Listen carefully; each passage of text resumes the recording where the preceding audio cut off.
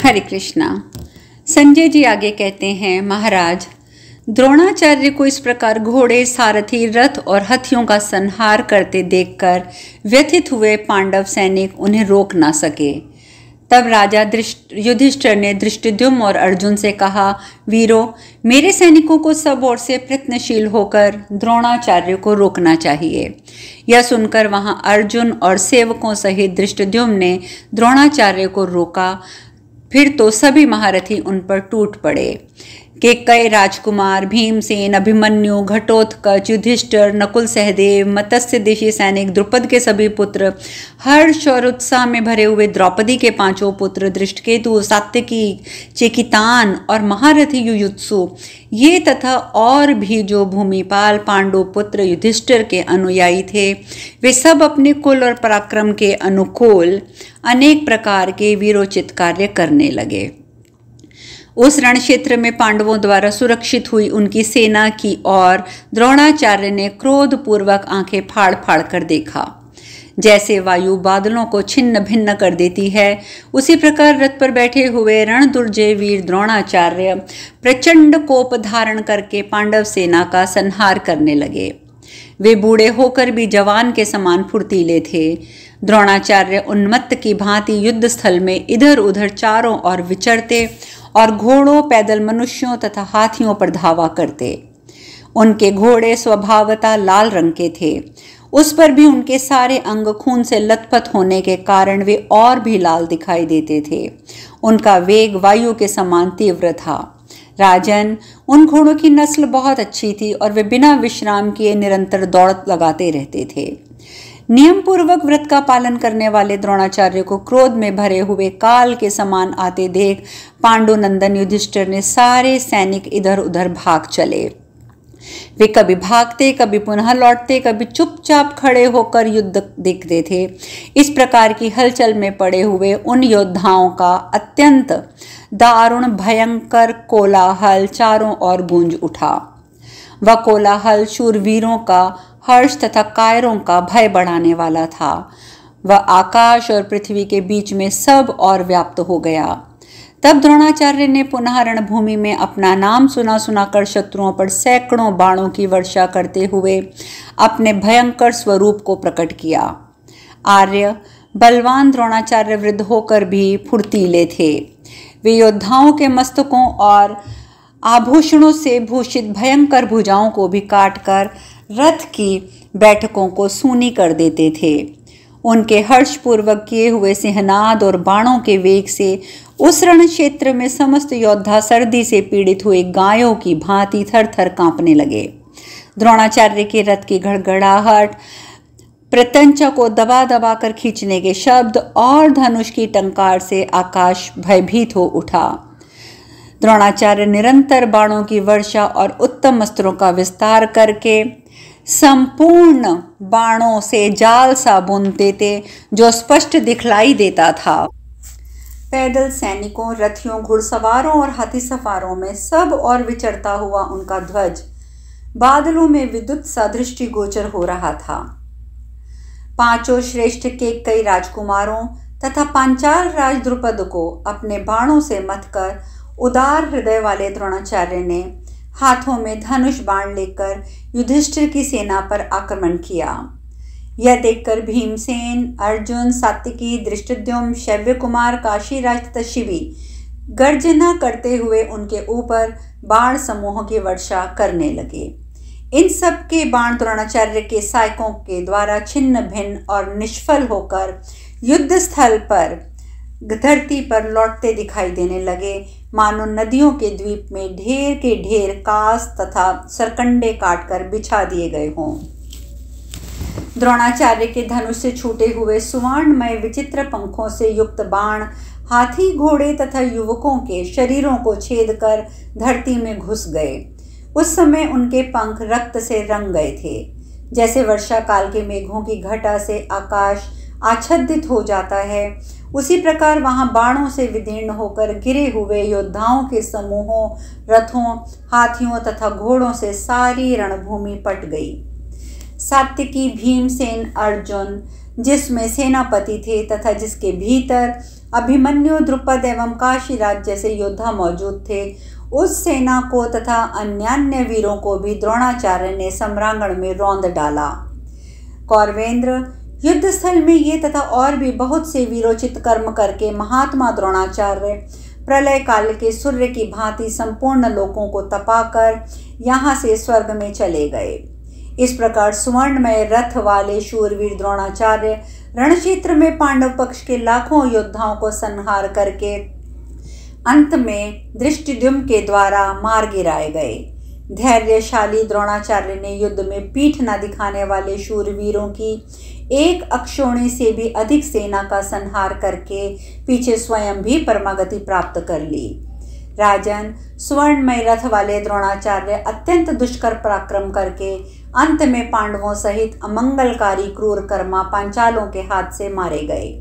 नरेश्वर, युद्ध स्थल में आचार्य द्रोण के मार जाने पर आकाश में स्थित अदृश्य भूतों का तथा कौरव सैनिकों का आर्तनाद सुनाई देने लगा। उस समय स्वर्गलोक, भूलोक, अंतरिक्ष लोक, दिशाओं तथा विदिशाओं को भी प्रतिध्वनित करता हुआ सा समस्त प्राणियों का अहो धिक्कार है, ये शब्द वहां जोर जोर से गूंजने लगा। देवता, पितर और जो इनके पूर्ववर्ती भाई बंधु थे, उन्होंने भी वहां भरद्वाज नंदन महारथी द्रोणाचार्य को मार गया देखा। पांडव विजय पाकर सिंहनाद करने लगे। उनके उस महान सिंहनाद से पृथ्वी कांप उठी। इस प्रकार श्री महाभारत द्रोण पर्व के अंतर्गत द्रोणाभिषेक पर्व में द्रोणवध विषयक 8वां अध्याय पूर्ण हुआ। धृतराष्ट्र ने पूछा, संजय, रणक्षेत्र में द्रोणाचार्य क्या कर रहे थे कि पांडव और संजय उन पर चोट कर सके? वे तो संपूर्ण शस्त्रधारियों में श्रेष्ठ हैं। उनका रथ टूट गया था या बाणों का प्रहार करते समय धनुष ही खंडित हो गया था, या द्रोणाचार्य असावधान थे? उनकी मृत्यु कैसे हुई?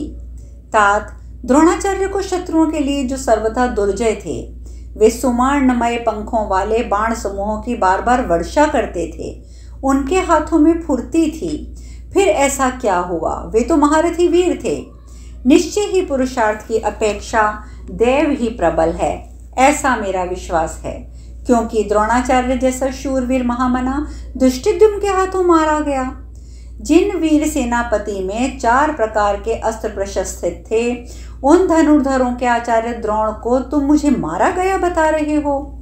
व्याघ्र चर्म से आच्छादित स्वर्णमय रथ पर आरूढ़ होकर सुनहरा शिरस्त्र त्राण धारण करने वाले द्रोणाचार्य को मारा गया सुनकर आज मैं अपने शोक को किसी प्रकार दूर नहीं कर पाता हूँ।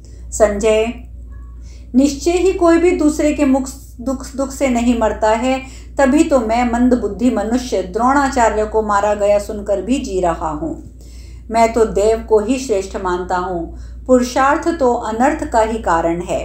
निश्चय ही मेरा ये अत्यंत दृढ़ हृदय लोहे का बना हुआ है, जिससे द्रोणाचार्य को मारा गया सुनकर भी इसके 100 टुकड़े नहीं हो जाते।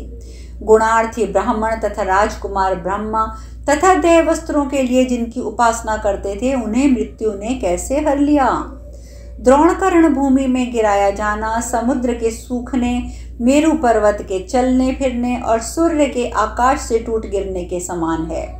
मैं इसे किसी प्रकार को सहन नहीं कर पाता हूँ। शत्रुओं का संताप देने वाले द्रोणाचार्य दुष्टों को दंड देने वाले तथा धार्मिकों के रक्षक थे। उन्होंने मुझ कृपण के लिए अपने प्राण तक दे दिए।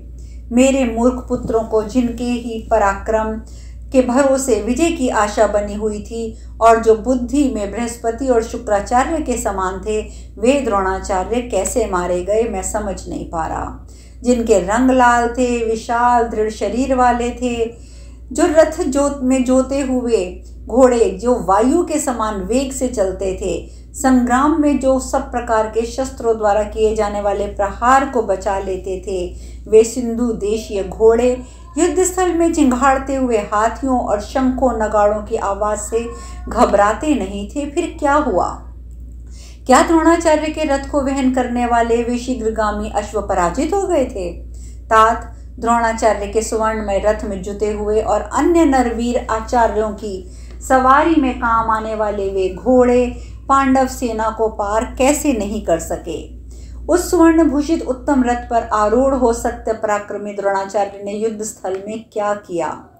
समस्त जगत के धनुर्धर जिनकी विद्या का आश्रय लेकर जीवन निर्वाह करते हैं, उन सत्य पराक्रमी बलवान द्रोणाचार्य ने युद्ध में आखिर क्या किया।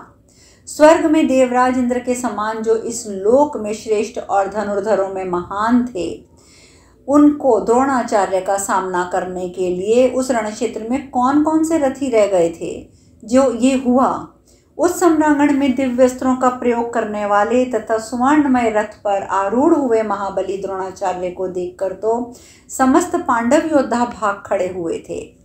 भाइयों सहित धर्मराज युधिष्ठिर ने अपनी सारी सेना के साथ जाकर धृष्टद्युम्न की डोरी की सहायता से द्रोणाचार्य को तो नहीं घेर लिया था।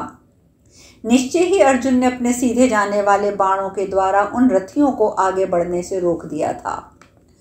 किरीटधारी अर्जुन द्वारा सुरक्षित भयंकर स्वभाव वाले धृष्टद्युम्न को छोड़कर दूसरे किसी को में ऐसा नहीं दिखता जो अत्यंत तेजस्वी हो, द्रोणाचार्य के वध में समर्थ हो।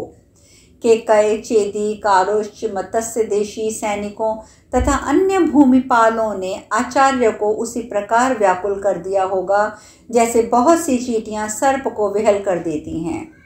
उसी अवस्था में उन पांडव सैनिकों द्वारा सब ओर से घिरे हुए नीच धृष्टद्युम्न ने दुष्कर कर्म में लगे हुए द्रोणाचार्य को मार डाला होगा। यही बात मेरे मन में बार बार आती है। मैंने अमर्ष में भरकर सदा कष्ट भोगने के योग्य कुंती कुमारों को क्लेश ही दिया है, परंतु मेरे इस वर्ताव को द्रोणाचार्य ने चुपचाप सह लिया था। उनके उसी कर्म का ये वधरूपी फल आज प्राप्त हुआ है। जगत के संपूर्ण धनुर्धर जिनके शिला शिक्षण रूपी कर्म का आश्रय लेकर जीवन निर्वाह करते थे, उन सत्य प्रतिज्ञ पुण्यात्मा द्रोणाचार्य को राजलक्ष्मी ने लोभियों ने मार डाला। स्वर्गलोक में इंद्र के समान जो इस लोक में सबसे श्रेष्ठ थे, यह कैसे संभव हो पाया मैं समझ नहीं पा रहा। सिंह और हाथी के समान पराक्रमी द्रोणाचार्य का वध मैं सहन नहीं कर सकता। संजय जिनके यश और बल का तिरस्कार होना असंभव था, उन्हें द्रोणाचार्य को समरभूमि में संपूर्ण नरेशों के देखते देखते धृष्टद्युम्न ने आखिर कैसे मार डाला। किन वीरों ने युद्ध में द्रोणाचार्य को उत्तम धैर्य प्रदान किया। संजय, बड़े भारी संकट में पड़े श्रेष्ठ पुरुष को यही करना चाहिए कि वह यथाशक्ति पराक्रम दिखाए। ये बात द्रोणाचार्य में पूर्ण रूप से प्रतिष्ठित थी। इस समय मेरा मन मोहित हो रहा है, अतः तुम ये कथा बंद करो। संजय, जिस फिर होश में आने पर मैं तुमसे ये समाचार पूछूंगा। इस प्रकार श्री महाभारत द्रोण पर्व के अंतर्गत द्रोण अभिषेक पर्व में धृतराष्ट्र का शोक विषयक 9वां अध्याय पूर्ण हुआ। वैशंपायन जी कहते हैं, जन्मेजय, सूत पुत्र संजय ने इस प्रकार प्रश्न करते करते हार्दिक शोक से अत्यंत पीड़ित होकर अपने पुत्रों की विजय की आशा के टूट जाने के कारण राजा अचेत से होकर पृथ्वी पर गिर पड़े। उस समय अचेत पड़े हुए राजा धृतराष्ट्र को उनकी दासियों ने पंखा झला और उनके ऊपर परम सुगंधित जल छिड़कने लगीं। महाराज को गिरा देख धृतराष्ट्र की बहुत सी स्त्रियां उन्हें चारों ओर से घेर कर बैठ गईं और हाथों से सहलाने लगीं। फिर उन सुमुखी स्त्रियों ने राजा को धीरे धीरे धरती से उठाकर सिंहासन पर बिठाया। उस समय उनके नेत्रों से आंसू झर रहे थे। सिंहासन पर पहुंचकर भी राजा धृतराष्ट्र मूर्छा से पीड़ित हो निश्चेष्ट हो गए। उस समय सब ओर से उनके ध्वज उनके ऊपर व्यंजन डुलाया जा रहा था। फिर धीरे धीरे होश में आने पर कांपते हुए राजा धृतराष्ट्र ने पुनः सूत जातीय संजय से युद्ध का यथावत समाचार पूछा। धृतराष्ट्र बोले, जो उगते हुए सूर्य की भांति अपनी प्रभा से अंधकार दूर कर देते हैं, उन अजात शत्रु युधिष्ठिर को द्रोण के समीप आने से किसने रोका था। इस प्रकार के प्रश्न धृतराष्ट्र ने पुनः पूछने आरंभ किए।